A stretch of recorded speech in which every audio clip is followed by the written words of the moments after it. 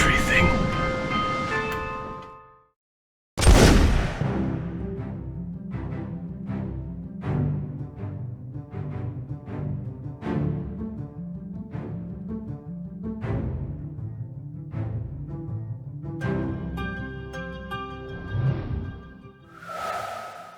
This is the best game I've played in a long time.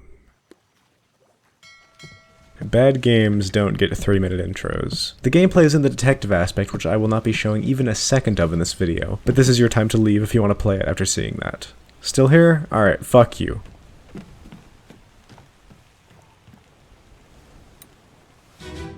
This game is made by Lucas Pope, literally one guy. He made it over the course of 4 years with a lot of really interesting videos documenting the process on his YouTube channel. In a story about a long-lost, deserted ship, you play as the most interesting member of the crew, the time-traveling IRS agent cataloging who is who for tax purposes a few years later. You may be aware of Lucas Pope's other, pretty unheard-of game, Papers, Please. There's an interview with him right before the Obra Dinn's release where he talks about what to expect, and it's kind of painful to watch now because the interviewer pretty clearly wants and expects more of Papers, Please.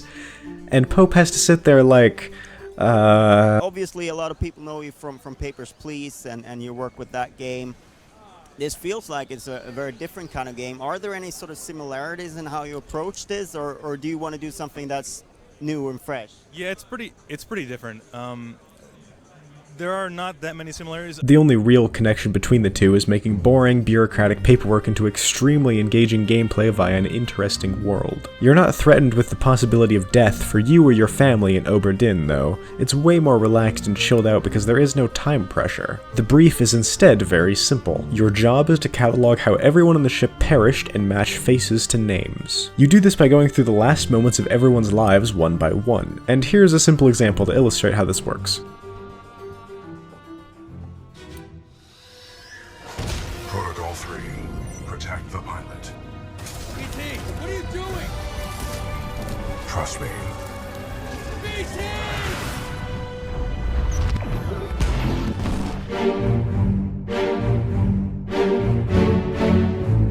The story being told is done in a very interesting way because there wasn't someone dying every second of the journey. You end up getting a boatload of information in a very condensed period as people die relatively simultaneously, and so end up getting thrown kind of in the middle of things whenever people start dying. Each scene also tends to throw you in at the end, and you gradually work your way back through the memory, which keeps you going, what the fuck is happening? The first death to the Kraken is some guy getting murdered mid-shit. It's nothing particularly heroic. And yet, the story doesn't feel incomplete or confusing. In Dead Space, not really explaining the marker very well was kind of a problem because it's a narrative-focused games where the effects of it are kind of your main concern. Obra Dinn, on the other hand, does not need to explain its supernatural elements very well. It doesn't have Kojima syndrome, feeling the need to over-explain non-existent science. Your focus is not on the supernatural, it's on the crew and their fates. Even the bargain chapter, which solely exists to add a little extra plot clarification, keeps its focus on getting the last fates of the crew correct.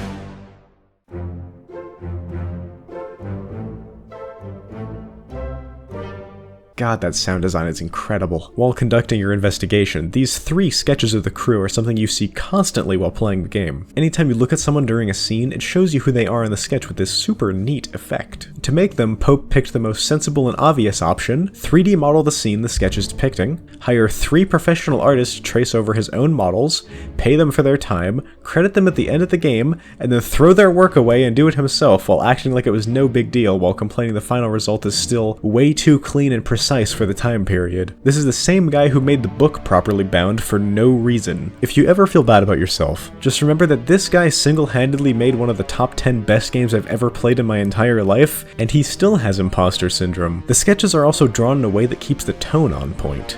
Everyone is merry here, but grim just below, all drawn with those darkest dungeon eyes. It's a constant reminder that just about everyone that was on board is dead. They weren't always there, though. Pope made a full devlog throughout this game's development over on the TIG forums, and there's a playable demo over there for a version of the game from 2016, and it has some noticeable differences from the full release. Walking over certain parts of the ship in this early build makes interesting amounts of noise.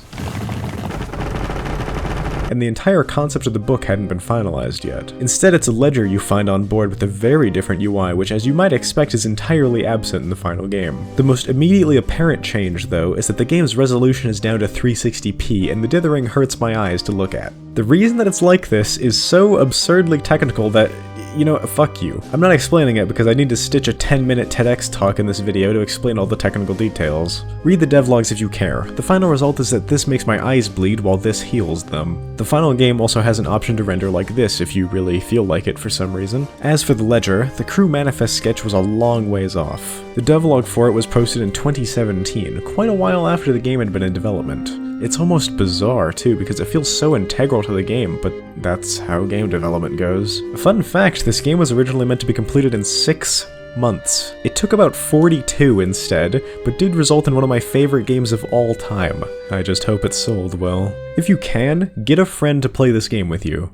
It made the entire experience so much more enjoyable for me because you're essentially co-detectives trying to work out an insanely weird case. We must have also been exceptional profilers as our final time of about 7 hours was pretty far below the average even though we missed some pretty significant clues. I posted a poll recently asking people what games they'd be interested in seeing, and this video is the result of that. Overall, it was so successful that I would encourage anyone who wants me to cover pretty much anything to comment about it, email me, attempt to communicate via smoke signals, you know, whatever works. Is this where I'm supposed to tell people to like the video? Jesus Christ.